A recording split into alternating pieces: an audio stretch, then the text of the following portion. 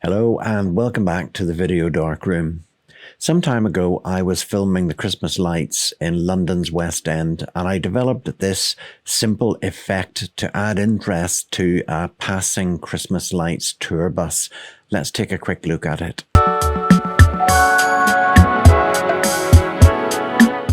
So I call that a kind of warp speed ramp effect, and it can make something that would otherwise be quite a dull clip into something that has a bit more interest, and it's a good way to speed through something that you want to not occupy too much time on your video. So let's have another quick look at it.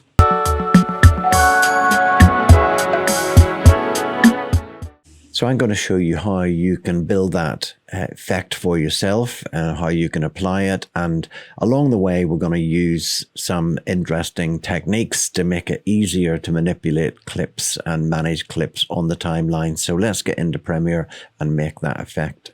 So we're in Premiere and you can see that I've got the sequence and the clip that we demoed earlier, but we're going to create this from scratch. So I have here an empty sequence that we can use to build our effect from. So first thing is to take the clip that you want to use and drag it on to your timeline, which I'm doing now. This particular clip is recorded at 100 frames per second. You can see that just there in the project panel, but the timeline is 25 frames per second, which is what we want to use for our output here. You can use 30, whatever it is that you need, and it doesn't really matter what frames per second your original clip is recorded at. But we're going to keep the existing settings of the sequence, and you can now see that we have here the clip just as it was originally filmed. We would want to get rid of any portion at the beginning that's unnecessary, and you can do that very simply by using the Q key on your keyboard, and that would delete from the playhead to the beginning of the clip, eliminating the piece that you don't want. In this particular case, we want the entire start of the clip, so I just typed Control-Z there in order to keep that. But we don't really want the bit after the bus begins to leave the frame here. So in this case, with the clip selected, you can use the W key, and that will delete from the playhead to the end of the clip, eliminating the bit that we don't need to have. So we're well on our way to have this clip prepared. We don't need the audio portion of this clip. So I find the easiest way when both of these are already selected to select the audio part is to hold down Alt, which will allow you to select only the video or the audio, and drag from an empty part of the timeline into the clip, the audio part of the clip, which will then select only the audio, and just press delete to eliminate it. And we now have a clip with just simply the video. I'm going to make some adjustments to the exposure on the lighting on this clip because it's very dark as it was originally filmed. So we need to do this before we start duplicating and applying the effect to this clip. So I'm going to click on Lumetri Color, and I'm going to click on Lumetri Scopes here, and you can see that we have the clip here showing up in the Lumetri panel. If these are not showing in your workspace, you can go to the window option on the menu and just make sure that you've got Lumetri Color and Lumetri Scopes both ticked, and you can put them into different panels. If you're not sure how to move things around between one panel and another, I have a video in my channel that shows you how you can manage all of the different panels and panel groups in the Premiere interface. So check that one out if you need any tips on how to move things around. I'm going to click on Auto here in the Lumetri Color panel, and I'm going to bring up the exposure even a little bit further. I'm going to pull down the whites because you can see that the whites are clipping here on the Lumetri Scopes. So I'll just pull down to make them not clip as much as they were before, and you can see that the blacks are not quite black on the panel, so I'm just going to bring the blacks down to make sure that they are true black, and that will be enough for this clip to show it the way we want it to. So Having done that, then the clip is ready to apply the effect to. So we want to decide next what part of the clip to apply this effect. I would like the effect to start at the point where the Christmas lights tour sign lights up at the front of the bus. So I'm going to select the clip and use the razor tool, which we can do by using Control or Command K. That will cut the clip at that point. And then we want to look for the end when the effect is over, and I'll make the effect finish at around here, just as the bus with its lights is about to leave the scene. And I'll type Control or Command K again, and we now have, in this part, we have the part of the clip that we want to apply this effect to. Step 1 is to duplicate this part of the clip onto the next track, and to do that, just simply hold down Alt and drag the clip up onto the next track, and there we have a complete duplicate of that clip on the next track. And this effect relies on the blend mode that is used for this clip, the top clip. We want to change the blend mode here. You can see it in the effects control panel. We want to change that to lighten, and the lighten blend mode means that pixels that are lighter in the top clip will overwrite pixels that are darker in the lower clip. And that means that things like the lights of the bus and the sign on the front of the bus are going to show up and overwrite any darker pixels on the clip below. We want to split out how these move through time. And so what I'm going to do is I'm going to advance this clip, the upper clip, by 1 frame. And to do that, with that clip selected, we hold down Alt and we press the right arrow key, and that advances the clip by 1 frame. So you'll see that the lights and things like that are beginning to spread out the way that effect is intended. So let's do it again and create a second duplicate. So with that top clip selected, we hold down Alt and we drag it up to the next track. We select the top clip, we hold down Alt again, press the right arrow, and it advances by 1 more frame. Now, to keep going at this, we want to get to the point where we've got 16 duplicates in order to make the effect really spread out as the bus moves through the frame.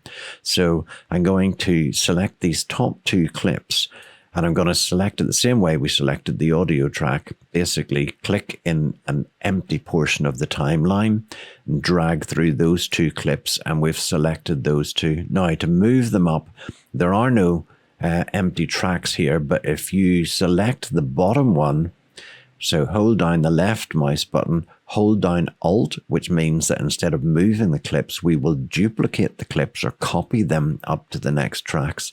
So drag them up and just make sure that they start at the same point as the clip below there. And you can see here how they're starting at the same point. We can select those 2 by dragging from an empty portion of the timeline onto the 2 clips, and then hold down Alt and press the right arrow key, and we've moved those 2 clips by 1 frame, and we now have 4 frames that are all starting 1 frame after the other. So let's go ahead and do the whole thing again. Select all 4 of these, hold the left mouse button on the bottom one, hold down Alt, and move them right up, and Premiere will automatically create the extra tracks that are needed to do that. Going to select the top 4 clips, hold down Alt, press the right arrow key, and we've now moved those forward. So we now have 8 clips that are here.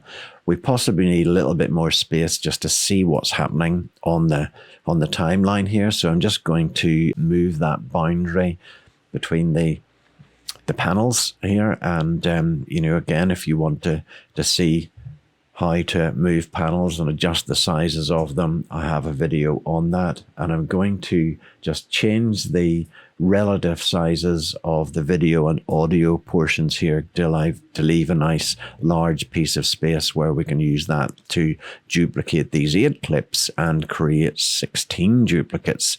So I drag from an empty portion, select them all, hold down the left mouse button on the bottom clip and hold down Alt at the same time and drag those 8 tracks right up to above the existing ones.